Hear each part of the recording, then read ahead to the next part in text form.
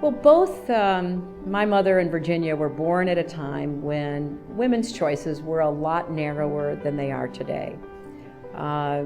Virginia worked really, really hard to become a nurse anesthetist in order, as a young widow, to support her son, and then when Roger came along, to provide for him too. My mother never forgot the kind of deprived childhood she grew up in, and worked really hard to give us a warm, loving home. Well, they were very different in many ways, mostly superficial.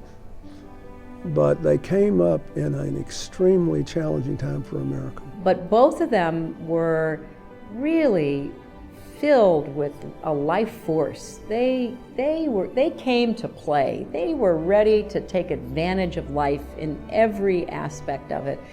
They really worked hard to make the most of their lives and to enjoy them. They were remarkable individualists who found a way to enjoy life in spite of the difficulties and challenges they face. Well, when I look at my husband, I see characteristics that pass directly from Virginia to Bill. Love of life, love of a joke, love of laughing, a just desire for new experiences, never met a stranger, always willing to listen to other people's stories. It really is a sense of optimism and enthusiasm that has always struck me about my husband. And the more I got to know Virginia, I saw exactly where it came from. I remember, it sounds hard to call it a favorite memory, but it shows you how much I loved her. I remember her kneeling at the side of the railroad track and crying when I pulled out of the station in New Orleans after I went to visit her when she was in nursing school, because she was a young widow and she had to find a way to support me. I remember when I broke my leg in kindergarten and how she came and made me feel like I was going to be all right. I remember once she got me into a surgery where the doctor was a friend of our family, and I watched her work, and I remember how much I admired her. I remember how frustrated I would get because she made me have a new outfit every Easter, because in the Depression her father had once been too poor to buy her a little Easter dress. I remember how much fun she had, always.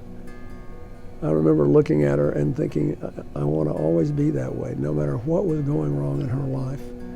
Down to the time when she was getting blood transfusions twice a day to stay alive in the last several months of her life. Every day was a good day. I just loved seeing her with her first grandchild and our child, and to see the love and attention. And it was especially touching to me because when Chelsea was 8 years old, she told Virginia, she said, "Ginger, I love you so much. I don't want you to die." And we all looked, and Virginia said, "Well, Chelsea, what do you mean?" She goes, "Well, you smoke, and I learned in school that if you smoke, you'll die. Would you please stop smoking?" And Virginia, who had been a lifelong smoker, coming of that generation, quit smoking. Well, the first time I went to visit Hillary, when we were in law school, I was scared to death. And her father-in-law tried to make sure, my father-in-law, my future father-in-law, he tried to make sure I stayed scared to death.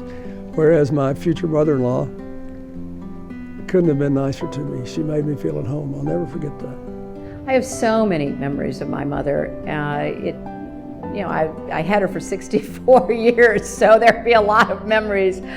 I remember particularly when I was a little girl, and my mother used to like to go outside and spread a blanket down, and we would lie on the blanket and we would look up at the clouds, and we would talk about what we saw in the clouds, what shapes we saw. She would make up stories about what the clouds were doing, or if the moon was out, what was happening on the moon. It was such a wonderful time for me when I was a small child to be there with my mother outdoors usually in our backyard where I grew up outside of Chicago, or up at Lake Winola, which was the cottage that my paternal grandfather had built, and just talk. So I really remember that. I remember her often rescuing me in homework assignments, particularly when I was taking home economics in high school, and I was in a sewing class, and I was a total wreck because I was supposed to finish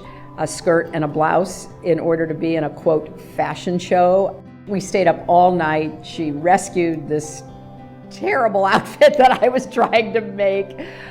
Just so much that she gave to me, both by what she did for me and what she said to me, because she gave me lots of great advice, but also just by being such a unconditional support and love for me all through my life. She was very affected by her mother's life story, her difficult childhood, and the fact that she just kept bouncing back. And I think that has really been passed down to her and ultimately to Chelsea. I think her intellectual curiosity she gets from her mother. Her mother kept learning for a lifetime. She came down and lived with us in Arkansas for a while in the mid-'80s and went back to college. And I gave her a book by a writer named Oliver Sacks about how the mind worked, called The Mind's Eye, about 12 days before she died.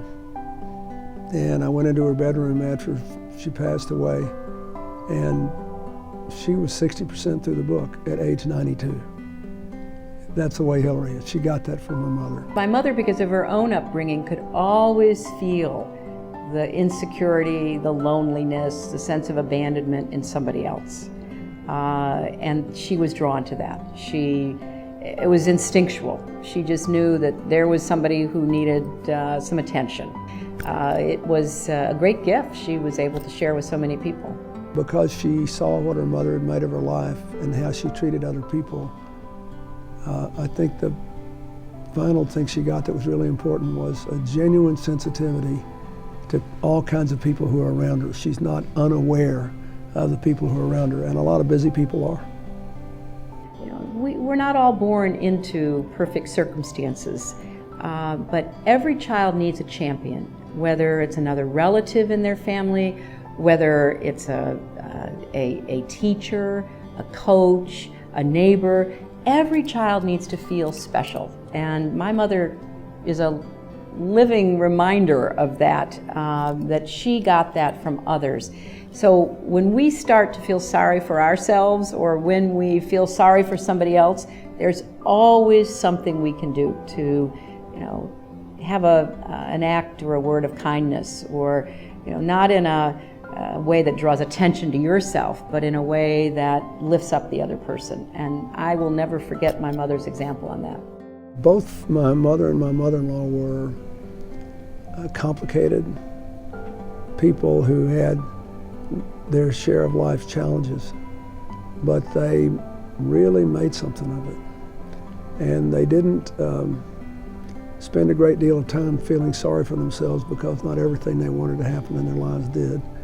And they spent an extraordinary time, and even more as they got older, being grateful for the good things that did happen to them and trying to figure out how to make more of them.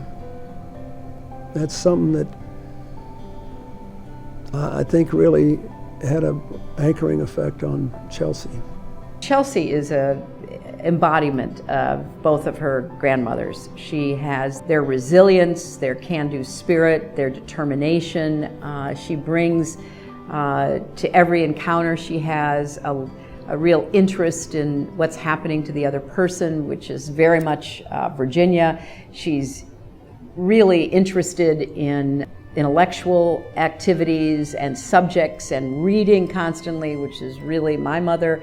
It's just the best of both. Obviously, I think she was blessed to have two such great role models. My daughter is unusually kind and polite, and she's good with people like my mother was. But underneath it all, she's as tough as her grandmothers were. And she learned in very different ways from both of them how to be respectful and, you know, extraordinarily polite and kind, and not to be pushed around. It's very interesting. I admired, you know, both of them so much, and I'm so grateful that, you know, my mother was in my life for so long, and from the time I met Bill, Virginia was in my life until she left us too soon. And I'm thrilled that through this exhibit, maybe other people can get some inspiration. Maybe as hard as their lives might be, they can feel they can keep going, they can be resilient, they can, you know, come back from adversity.